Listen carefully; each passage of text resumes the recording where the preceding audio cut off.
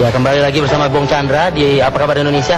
Sebelum kami memulai dan kami juga menerima telepon dari pemirsa, perlu diketahui bahwa Bung Chandra ini adalah seorang motivator termuda nomor 1 ya di Asia, dan juga seorang pengarang buku bestseller Unlimited World, dan juga seorang miliarder. Waduh, di usia 22 tahun. Benar tuh 22 tahun tuh ya? Iya, tapi nanti 25 Oktober ini 23 tahun. Begitu. Jadi ada beberapa bisnis juga kabarnya yang dilakukan oleh Bung Chandra. Ada bisnis influencer, ada juga bisnis pendidikan, otomotif, begitu Dan ya? properti. Dan properti. Ya. Oh, tadi makanya cerita masalah properti. Kita langsung menerima telepon nih, sudah ada Pak Rudi. Pak Rudi, selamat pagi. Selamat pagi, Pak Bong. Selamat pagi Pak Rudi. Ya, Pak Rudi, ini di sini sudah ada Bung Chandra. Silakan langsung dengan pertanyaannya, Pak Rudi. Oh ya, oke. Yang pertama, Ya. Pak Bong dulu orang biasa-biasa saja, sekarang menjadi sukses, Pak. Mungkin detail saat Sharing lah gitu ya mungkin ya, Pak ya. Oke, kira-kira hal apa gitu ya? Betul. Nah, Oke. cukup Pak Rudi atau ada lagi yang Apa lain? bisa seperti itu gitu, Pak? Luar biasa sekali. Ada lagi yang lain? Cukup? Terus yang kedua, untuk mungkin di bidang Pak Bong adalah motivator. Ya. Tapi di luar itu apakah siapa Pak Bong? Mungkin yang properti itu dijelaskan sedikit. Baik, baik Pak Rudi. Oke, saya tangkap maksudnya. Gitu, Pak. Baik, terima kasih Pak Rudi Thank you, atas Pak Rudi. partisipasi Anda. Ini pasti tentunya dulu Bong memiliki masalah kan, Ya. sehingga akhirnya nanti berputar kepada hasil yang tadi dikatakan dalam rumus. Diceritain dong. Jadi saya pegang satu prinsip seperti ini Pak Rivi. Kalau kita hari ini melakukan hal yang tidak dilakukan orang lain, Baik. besok kita akan mendapatkan hal yang tidak didapatkan orang lain. Ini motivasi awal saya. Jadi waktu saya 18 tahun, saya bekerja, saya pakai baju rapi seperti ini, tapi nggak jas. Ya, ya, ya. Masih naik motor. Tapi saya kayak gini belum jadi miliarder loh. Belum. Akan calon, Mbak.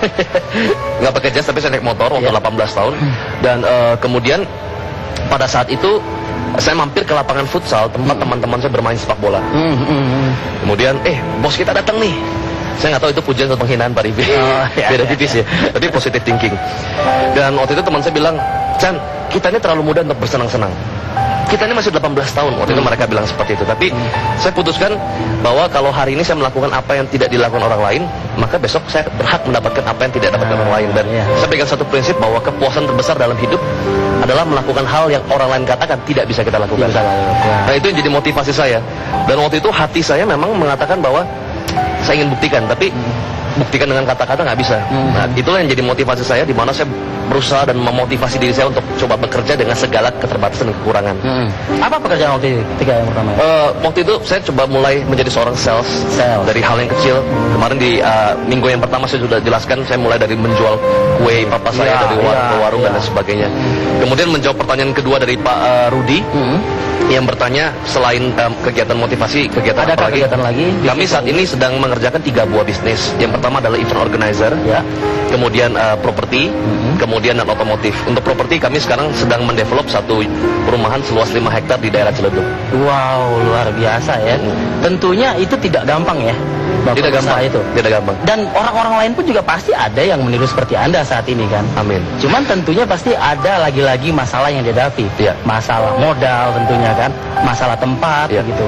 Bagaimana cara keluarnya mungkin? Iya. Kebanyakan orang sudah ada masalah, emosi langsung. Dan karena sudah bergelut dengan emosinya, lupa dia Logiknya untuk mulai. berputar balik itu lupa. Gitu. Iya. Ya. Jadi sebenarnya memang ketika saya kasih rumus K ditambah R sama dengan H, Ya. kondisi ditambah respon sama dengan hasil, kalau kita dengar kayaknya enak. Tapi prakteknya nggak gampang. Nah, prakteknya nggak gampang. Apalagi lagi emosi. Apalagi emosi. Nah, yang perlu kita lakukan adalah waktu kita emosional, yang harus kita lakukan adalah harus ada jeda. Suatu hari ada seorang suami, dia adalah hari itu adalah hari pernikahan dia, hari ulang tahun pernikahan dia, dan dia sudah belikan bunga kepada istrinya. Dia pulang kantor sengaja cepat, nggak kasih tau istrinya, mau kasih surprise. Begitu sampai ke rumah, kok pintunya terbuka. Oke. Dia masuk ke ruang tamu, masuk ke ruang kamar, dia lihat istrinya tidur dengan orang lain. Waduh, jangan ditiru, pemirsa jangan ditiru. Jangan tiru. Jadi tiru. Dia emosi sekali, dia langsung ke dapur, dia mau ambil pisau. Oke. Nah, tapi sebelum itu dia ingat bagaimana cara rilis emosi kita. Dia ingat kata motivator, jalan ke depan 7 kali, 7 langkah maksudnya, Ya, ya, ya. mundur ke belakang 7 langkah, Ya. lakukan 7 kali.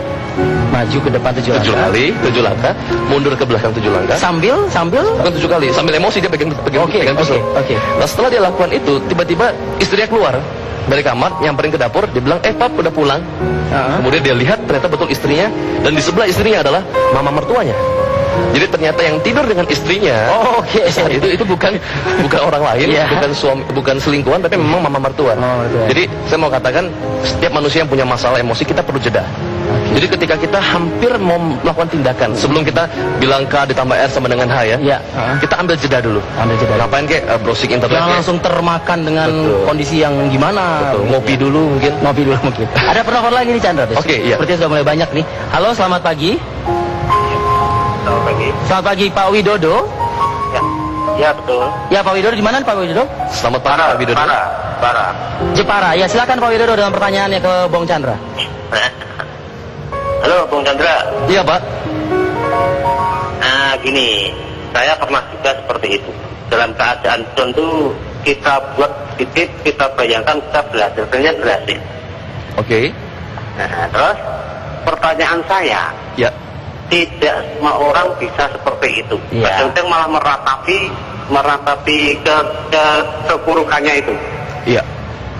Nah, itu yang satu. Yang kedua, sebenarnya kalau kita dalam keadaan masih jaya, itulah sebenarnya malah bisa motivasi terus. Tapi jarang. Kalau sudah jaya malah santai, akhirnya down lagi. Iya. Ya, dua soal tadi gimana menyikapinya Pak? Terima kasih. Ya, baik. Terima kasih Pak Oke. Widodo. Tadi pertanyaan pertama bagaimana caranya kita meratapi atau sukses ini kan tentunya kan pasti ada cara, nggak Iya, gampang iya. gitu. Nah, supaya caranya tidak meratapi hal tersebut, bagaimana gitu kan kisi-kisinya Iya. kan. Tapi jawabnya nanti. Kita Oke. harus jeda lagi. Oke. Pemirsa, apa kabar Indonesia masih akan kembali dengan Bung Chandra.